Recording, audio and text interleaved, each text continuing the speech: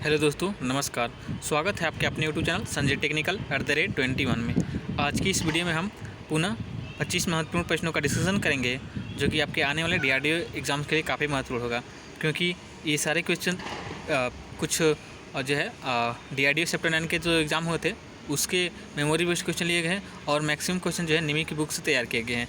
निमी की बुक और निमी के पैटर्न का अलग मतलब होता है, ठीक है। बहुत सारी बुक आपको ऐसे मिलेंगी मार्केट में जो कि निमी पैटर्न पर मिलती है। हमारे पास जो कंटेंट है वो निमी बुक से तैयार किया हुआ है, तो इसलिए ये सीरीज़ जो है आप लोगों के लिए बहुत महत्वपूर्ण है। ना ही डीआरडीओ बल्कि किसी भी टेक्निकल एग्जाम की अगर आप तैयारी करते हैं तो ये सीरीज़ आप लोगों के लिए काफ़ी महत्वपूर्ण होगी। तो चलिए वीडियो शुरू करते हैं बिना किसी देरी के। आज का हमारा पहला प्रश्न है, स्निप के द्वारा 1.2 मिलीमीटर तक मोटाई की शीट मेटल को काटी जा सकती है। यानी कि स्निप एक प्रकार का कटिंग टूल्स है, ठीक है, जिसके द्वारा हम पतली या मुलायम शीट की कटिंग कर सकते हैं, ठीक है। तो ये आपको याद रखना है। स्निप के द्वारा 1.2 ठीक है mm तक की मोटी शीट को हम क्या कर सकते हैं, काट सकते हैं, ठीक है। इसके बाद है नेक्स्ट क्वेश्चन, सेकंड नंबर का, बेलनाकार एवं शंक्वाकार के शीट मेटल को काटने के लिए बेंड स्निप का प्रयोग करते हैं। तो स्निप आपके मुख्यतः दो प्रकार की होती है, एक स्ट्रेट स्निप और एक बेंड स्निप, ठीक है। तो जो बड़े और बाह्य व्यास को काटने के लिए हम स्ट्रेट स्निप का प्रयोग करते हैं, ठीक है, जबकि शंक्वाकार या बेलनाकार शीट को काटने के लिए हम बेंड स्निप का प्रयोग करते हैं। तो ये आपको पता होना चाहिए, ठीक है। इस वीडियो में बहुत सारे ऐसे क्वेश्चन हैं जो अभी तक आपने नहीं देखे होंगे, तो प्लीज़ वीडियो को अंत तक देखिएगा, ठीक है, ताकि आपके सारे क्वेश्चन मालूम हो जाए, ठीक है। नेक्स्ट क्वेश्चन है थर्ड नंबर का, खोखले पैनल बनाते समय शीट मेटल को पीटने के लिए बॉसिंग मैलेट का उपयोग किया जाता है। तो जो हॉलो पैनल बनाना हो आपको, ठीक है, तो वहाँ पे हम शीट मेटल को पीटने के लिए हम बॉसिंग मैलेट का प्रयोग करते हैं। बॉसिंग मैलेट एक प्रकार का क्या है, हैमर ही है, ठीक है, जो आपकी ये थोड़ा सा कोनिकल होता है एक साइड से, ठीक है, और एक साइड से नॉर्मली आपका हैमर की तरह का होता है, ठीक है। उसके बाद है next fourth number question, sheet metal की सतह पर स्पष्ट रेखाएँ खींचने के लिए स्क्राइबर का प्रयोग करते हैं। तो शीट मेटल पर जब भी जैसे कि आपकी इसमें हम शीट मेटल पर कार्य करते हैं तो मेटल को हमें अलग अलग शेप और साइज़ में काटना होता है, तो उस पर से उसको हमें क्या करनी होती है, मार्किंग करनी पड़ती है। तो मार्किंग करने के लिए हम क्या करते हैं, स्क्राइबर का प्रयोग करते हैं, ठीक है। स्क्राइबर जो है आपका हाई कार्बन स्टील का बनाया जाता है और इसके पॉइंट को हार्ड टेम्पर किया जाता है, ठीक है। और जो भी टूल्स हाई कार्बन स्टील से बनाया जाता है उसके पॉइंट को हार्ड टेम्पर किया जाता है, जबकि जो टूल्स माइल्ड स्टील के बनाए जाते हैं उसके पॉइंट को केस हार्डनिंग की जाती है। ये आपको याद रखना है, ठीक है। तो स्क्राइबर आपके हाई कार्बन स्टील से बनाए जाते हैं, तो इसके पॉइंट को हार्ड टेम्पर किया जाता है, ठीक है। इसके साथ ही इससे संबंधित एक और क्वेश्चन पूछा जाता है, इसके टेपर के पॉइंट के यह कितने में होता है, तो यह वेरी करता है आपका जो, लेकिन निमी में जो बुक में दिया हुआ है 15 to 20 डिग्री, ठीक है। तो आपका एग्जैक्टली अगर आंसर 15 to 20 है तो एग्जैक्टली आंसर होगा आपका 15 to 20 डिग्री, ठीक है। नहीं तो आपका 12 to 15 डिग्री भी आपको इसको आंसर कर सकते हैं, ठीक है। तो यह भी आपको याद रखना है, ठीक है।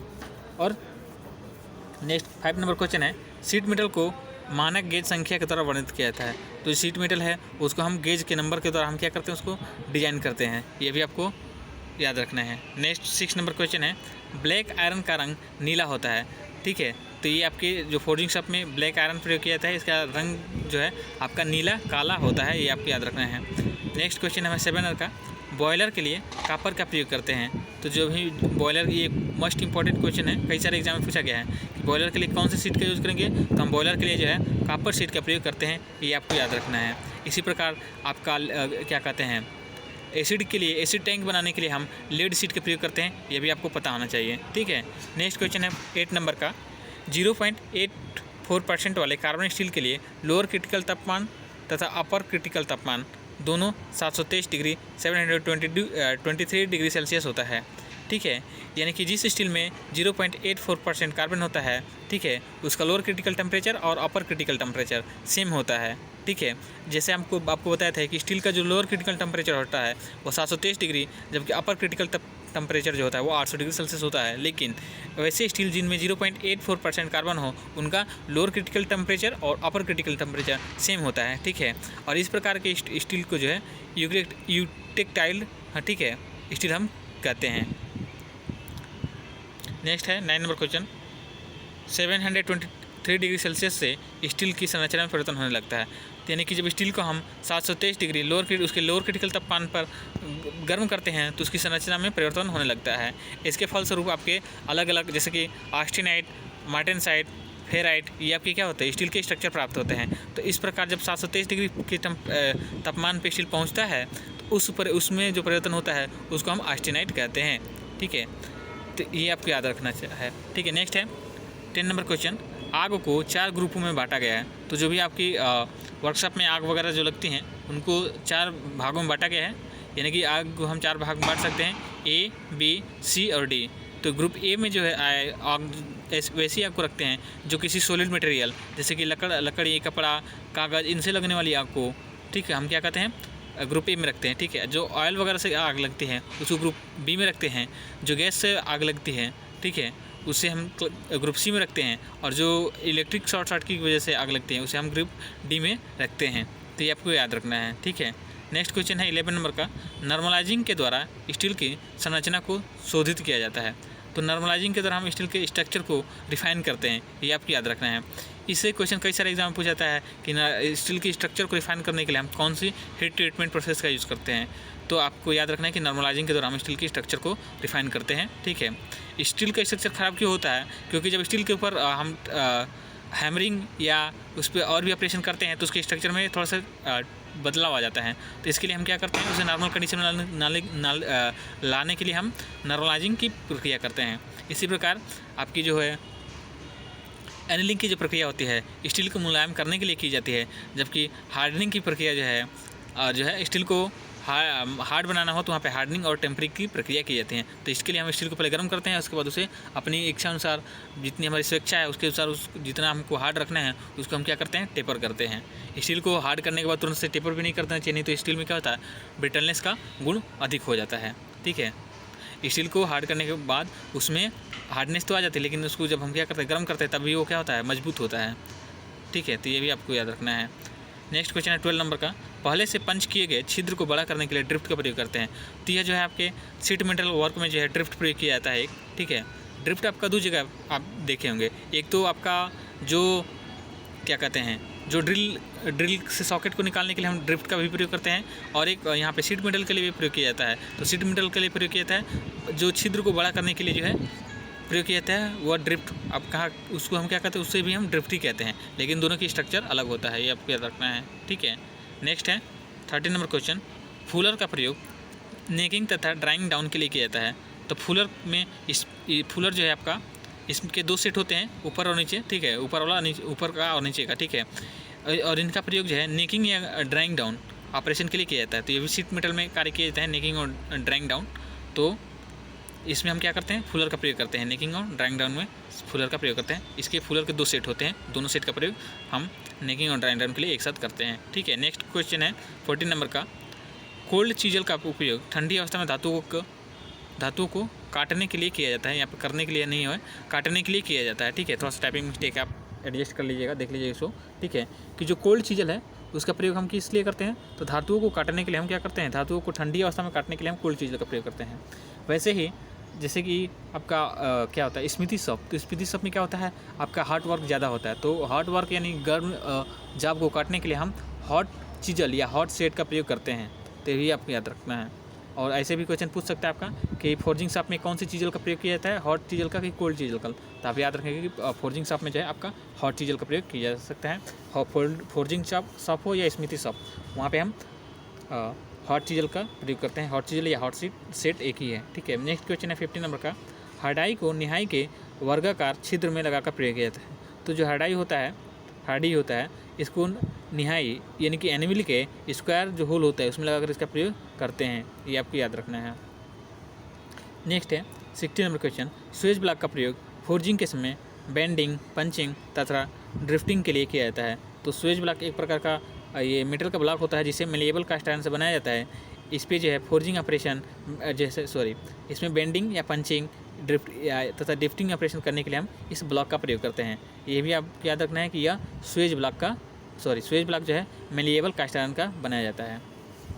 ठीक है, क्योंकि क्वेश्चन पूछा गया स्वेज ब्लॉक से कि स्वेज ब्लॉक जो है कौन से मटेरियल को बनाया जाता है, कौन से धातु को बनाया जाता है। तो आपको याद रखना है कि यह मेलिएबल कास्ट आयरन से बनाया जाता है। ठीक है, नेक्स्ट क्वेश्चन है 17 नंबर का। ड्राइंग आउट के लिए फूलर तथा स्लेज हैमर का प्रयोग करते हैं। तो ड्राइंग आउट एक प्रकार का उसमें स्मृति शॉप का या फोर्जिंग शॉप का ये आप क्या है ऑपरेशन है।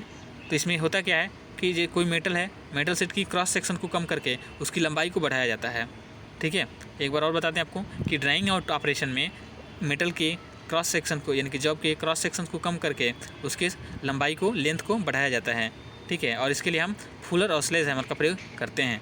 ठीक है, इसी प्रकार नेक्स्ट 18 नंबर क्वेश्चन है, स्प्रेडर द्वारा भी लंबाई को बढ़ाने का कार्य किया जाता है। तो स्प्रेडर भी हम प्रयोग कर सकते हैं किसको, किसी भी वर्कपीस के क्रॉस सेक्शन को कम करके उसकी लेंथ को बढ़ाना हो तो हम वहाँ पे स्प्रेडर भी प्रयोग कर सकते हैं। ये भी आपको याद रखना है। ठीक है, नेक्स्ट क्वेश्चन है 19 नंबर का, लो टेम्परेचर पर फोर्जिंग करने से इंटरनल क्रैक आता है।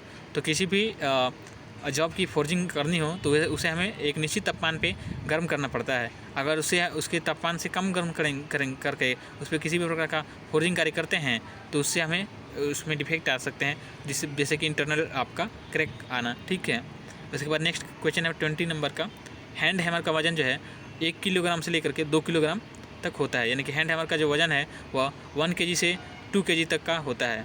इसी प्रकार आपका जो पंचिंग के लिए या पंचिंग के लिए, मार्किंग के लिए जो हैमर यूज़ किया जाता है, बॉल पिन हैमर, इसका वजन जो है आपका 250 ग्राम तक होता है। ठीक है, ये भी आपको याद रखना है। नेक्स्ट 21 नंबर का क्वेश्चन है, फोर्जिंग का कार्य करते समय जाब को पकड़ने तथा घुमाने के लिए संडेसी, ठीक है, यानी टोंग्स का इस्तेमाल किया जाता है। तो फोर्जिंग कार्य करते समय जाब को आपको बार बार पकड़ना पड़ता है, उसे घुमाना पड़ता है, एक स्थान से दूसरे स्थान तक रखना पड़ता है। तो इसके लिए हम टंग्स का यूज़ करते हैं। ठीक है, यह टंग्स जो है माइल्ड स्टील की बनी होती है, ये आपको याद रखना है। ठीक है, नेक्स्ट क्वेश्चन है 22 नंबर का, एनविल स्टैंड को लकड़ी के ब्लॉक से बनाया जाता है। तो एनविल जो है आपको उसको रखने के लिए हम नीचे उसके एक लकड़ी का ब्लॉक या खंड रखते हैं। ठीक है, जिसके ऊपर हम एनविल को रख करके उस एनविल पे जो भी ऑपरेशन करने होते हैं वो करते हैं। ठीक है, तो एनविल स्टैंड को लकड़ी के ब्लॉक से बनाया जाता है, ये आपको याद रखना है। ठीक है, नेक्स्ट क्वेश्चन है 23 नंबर का, लेथ मशीन पर फेशिंग ऑपरेशन करते समय कैरियर्स को लॉक कर दिया जाता है। तो लेथ मशीन पर फेशिंग ऑपरेशन किया करते समय हम जो है कैरियर्स को उसको लॉक कर देते हैं। ठीक है, ये भी आपको याद रखना है। नेक्स्ट क्वेश्चन है 24 नंबर का, लेथ मशीन पर खोखले जॉब यानी कि हॉलो जॉब को पकड़ने के लिए लेथ मैंड्रिल का प्रयोग करते हैं। तो ये क्वेश्चन DMRC में पूछा गया था। ठीक है, 2020 में जो एग्ज़ाम हुआ था DMRC का, तो ये आपको याद रखना है। लेथ मशीन पर खोखले जॉब को पकड़ने के लिए लेथ मैंड्रिल का प्रयोग हम करते हैं, ये आपको याद होना चाहिए। नेक्स्ट क्वेश्चन है और आज की इस वीडियो का अंतिम क्वेश्चन है, टेपर का कोण शुद्धता में मापने के लिए वर्नियर बेवल का प्रोटेक्टर का प्रयोग करते हैं। तो किसी भी जॉब की टेपर नापना हो तो हमें उसे हम जो है वर्नियर बेवल के द्वारा उसके एक्यूरेसी में माप सकते हैं। वर्नियर बेवल का लिस्ट काउंट होता है 5 मिनट। ठीक है, अभी आपको याद रखना है। इसके साथ ही साइन बार का प्रयोग भी हम करते हैं, क्या चीज़ मापने के लिए, टेपर मापने के लिए। साइन बार जो है आपको बताता है कि साइन थीटा के आधार पर कार्य करता है। तो ये जो 25 इंपॉर्टेंट क्वेश्चन थे आज की इस वीडियो में हमने कवर किए हैं। उम्मीद है वीडियो आपको पसंद आई होगी, और वीडियो पसंद है तो प्लीज़ वीडियो को लाइक करें, और चैनल पर नए हैं तो चैनल को सब्सक्राइब कर लीजिएगा ताकि आगे आने वाले किसी भी वीडियो का अपडेट आपको मिलता रहे। अगर आप हमारे चैनल से जुड़े रहेंगे तो निश्चित ही आपको आने वाले समय में आपके अंदर बहुत सारे चेंजेस देखने को मिलेंगे। आप ठीक है, मतलब कि आपकी जो थ्योरी है इसके ऊपर काफ़ी कमांड हो जाएगा, क्योंकि इस जो सीरीज़ हमने ये 25 सीरीज चला रखी है, इसके पैरेलली हम अगला जो है एक और सीरीज चला रहे हैं जिसमें हम टॉपिक वाइज वीडियो को डेली कवर करते हैं। कल की वीडियोज़ में हमने मेजरमेंट और मेजरिंग टूल से संबंधित जितने भी इंपॉर्टेंट पॉइंट बन सकते हैं उन पॉइंट्स को कवर किया था, और आज की अगेन एक जो वीडियो आएगी शाम को, उसमें हम हैंड टूल से संबंधित जितने भी पॉइंट अभी तक एग्जाम में पूछे गए हैं या उससे संबंधित जितने भी महत्वपूर्ण पॉइंट बन सकते हैं उन सभी पॉइंट को कवर करेंगे। उम्मीद है वीडियो आपको पसंद आएगी और आप काफ़ी कुछ इस वीडियो के माध्यम से सीखेंगे। तो आज के लिए इस वीडियो में इतना ही, मिलता है नेक्स्ट वीडियो में, तब तक के लिए धन्यवाद, जय हिंद।